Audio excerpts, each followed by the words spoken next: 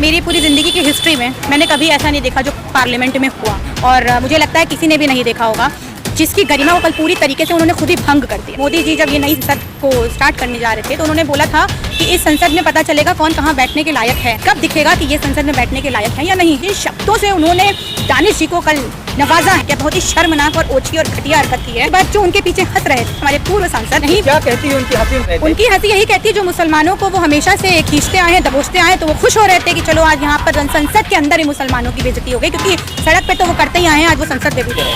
बाहर आप क्या देख लेंगे, बाहर आप क्या देख लेंगे? आप एक सांसद हैं या गुंडे हैं जो आप बाहर देख लेंगे? और राहुल गांधी जाकर की मुलाकात भी कर ली। कुंवर दानिश अली जो है लोकसभा से आए हुए सांसद हैं, उनको आपको लगता है कि चीप ट्रिक्स करने की जरूरत है टिकट के लिए? लेकिन ऐसी घटनाएं तो सड़कों पर आम थी, जब मुसलमानों को देख करके इन तमाम शब्दों का नवाजा जाता है। झेल ही रहा था मुसलमान पहले। देखिए, मुसलमान सड़क पर झेल रहा था, उन्हें लॉ होना चाहिए था कि लोगों की हिम्मत ना पड़ती, तो यही वजह रही जो इन लोगों ने कभी कोई एक्शन नहीं लिया और ये सड़क की भाषा संसद पे पहुंच गई। जिसने इतनी ओछी हरकत करी, इतनी बदतमीजी से बात करी, उसको जस्ट आपने एक वार्निंग दे दी। मतलब आपके कानून अलग है, हमारे कानून अलग है, देश के कानून अलग है, ये जनता बर्दाश्त नहीं करेगी। जो उन्होंने व्यवहार दिखाया वो तो संसद में क्या, मुझे तो लगता है सड़क पर भी बैठने के लायक नहीं है।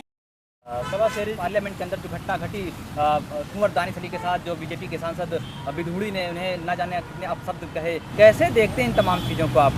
देखिए, मेरी पूरी ज़िंदगी की हिस्ट्री में मैंने कभी ऐसा नहीं देखा जो पार्लियामेंट में हुआ, और मुझे लगता है किसी ने भी नहीं देखा होगा।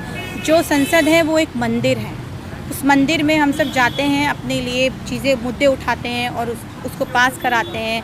एक तरीके से आप देखते होंगे जब कोई मंदिर जाता है, भगवान के पास जाता है, प्रार्थना करता है और अपनी जो मांग होती है वो रखता है और फिर वो वापस आता है। तो उसी तरीके से संसद भी एक मंदिर है जिसकी गरिमा वो कल पूरी तरीके से उन्होंने खुद ही भंग कर दिया। इससे पहले आपने देखा होगा कि मोदी जी जब ये नई संसद को स्टार्ट करने जा रहे थे तो उन्होंने बोला था कि इस संसद में पता चलेगा कौन कहाँ बैठने के लायक है, और ये आप लोगों ने भी वीडियो देखा होगा। तो मेरा सीधा सीधा यही सवाल है कि अब जो कथनी थी वो करनी पर कब आएगी? अब कब दिखेगा कि ये संसद में बैठने के लायक है या नहीं है? एक चीज़। दूसरी चीज़, जिन शब्दों से उन्होंने दानिश जी को कल नवाजा है, वो शब्दों को तो मैं रिपीट नहीं कर सकती। एज अ वुमेन क्या मुझे लगता है कोई भी नहीं कर पाएगा। जो शब्दों का उन्होंने इस्तेमाल किया, बहुत ही शर्मनाक और ओछी और घटिया हरकत की है। दूसरी बात, जो उनके पीछे हंस रहे थे हमारे पूर्व सांसद, उनकी जो हंसी थी वो उससे भी ज़्यादा शर्मनाक थी।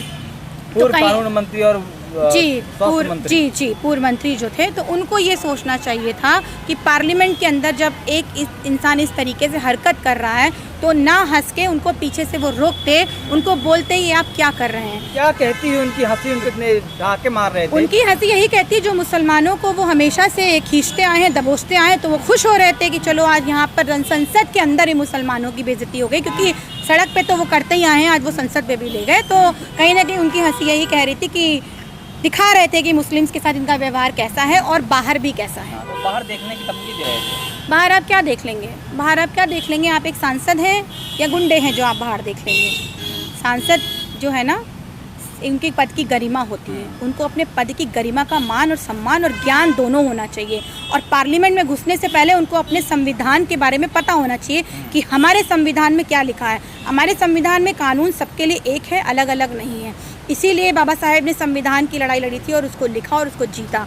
तो ये चीज़ संविधान को पढ़ना चाहिए, और दूसरी बात, जो पार्लियामेंट में बैठे उनको समझना चाहिए कि एक्चुअल में संविधान क्या है। कुंवर दानिश अली जी के जो आंखों में आंसू थे, भावुक थे, क्या ये आंसू उनको कमजोरी साबित करती है? देखिए, उनको कमज़ोर नहीं साबित करेंगे, लेकिन किसी के ऊपर इस तरीके की भाषा का जब इस्तेमाल होता है ना, तो थोड़ा सा इंसान आहत हो जाता है। तो अगर वो आंसू निकले तो कोई गलत नहीं थे, ना कोई ड्रामा था, और उनकी जगह कोई भी होता तो वो यही होता। पास नकवी वो कह रहे हैं कि ड्रामा रचे हैं, और राहुल गांधी जाकर की मुलाकात भी कर ली। कुंवर दानिश अली जो हैं लोकसभा से आए हुए सांसद हैं, उनको आपको लगता है कि चीप ट्रिक्स करने की ज़रूरत है टिकट के लिए? आप बताइए, है ऐसा? इनके बोलने से और कहने से कुछ नहीं होता। और नकवी साहब से तो मेरा सीधा सीधा यही कहना है, नकवी साहब से मेरा सीधा सीधा यही कहना है, आप क्यों नहीं सच के साथ खड़े हो पाए? आपकी क्या मजबूरी है बीजेपी से? आपको क्या चाहिए जो आप इतने बड़े ओछी हरकत पे नहीं खड़े हो पाए? एक मुसलमान छोड़िए, आप इंसानियत के नाते खड़े होते हैं। मुस्लिम की तो मैं बात करती हूँ, लेकिन एक इंसानियत देखिए आप, हमारे कितने हिंदू दोस्त और हमारे कितने हिंदू कम्युनिटी के लोगों ने इसका विरोध किया कि गलत हुआ संसद के अंदर। आपकी क्या मजबूरी थी जो आप सच के साथ नहीं खड़े हो पाए? और वाकई में नकवी साहब की सोच, वो वाकई में खुदा खैर करे जो उनकी ऐसी सोच है।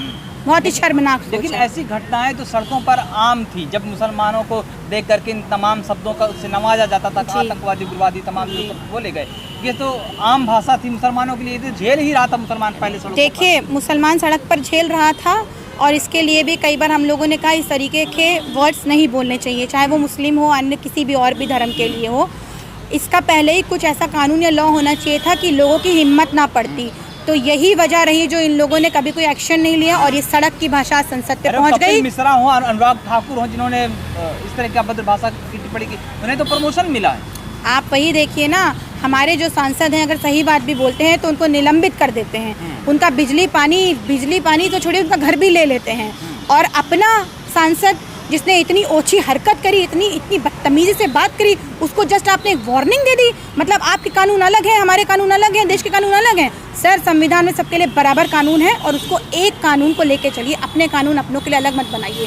ये जनता बर्दाश्त नहीं करेगी। ये चेतावनी है, आगे से ऐसा नहीं होना चाहिए। वही बताइए ना, ओम बिरला जी से भी मेरा सवाल है कि आपको लगता है कि चेतावनी देने वाली बात है कि कोई एक्शन लेने वाली बात है? इनको निलंबित करा जाए।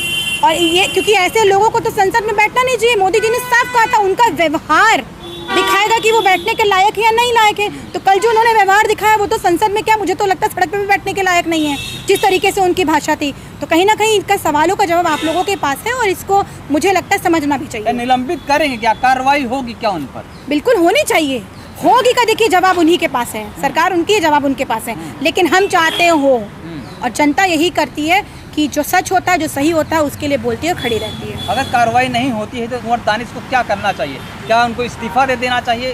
संसद में देखिए, नहीं आना इस चाहिए? टाइम पर तो कुंवर दानिश अभी इन सब बातों पे करने के लिए वो भी नहीं, क्योंकि उनकी जो मेंटल स्टेट है इस टाइम पे मुझे लगता है सही नहीं भी होगी। जिस तरीके से कल वो भावुक हुए हैं, मेरी अभी उनसे मुलाकात भी नहीं हुई है, लेकिन बहुत जल्द मुलाकात होगी। क्योंकि एक मुस्लिम होने से पहले मैं एक इंसान हूँ और एक भारतीय हूँ, तो हर भारतीय का फ़र्ज़ बनता है अगर किसी के साथ गलत हो तो उसके साथ खड़े हों। तो उसी के बाद पता चलेगा कि वो क्या करेंगे क्या नहीं करेंगे, वो सामने आएगा।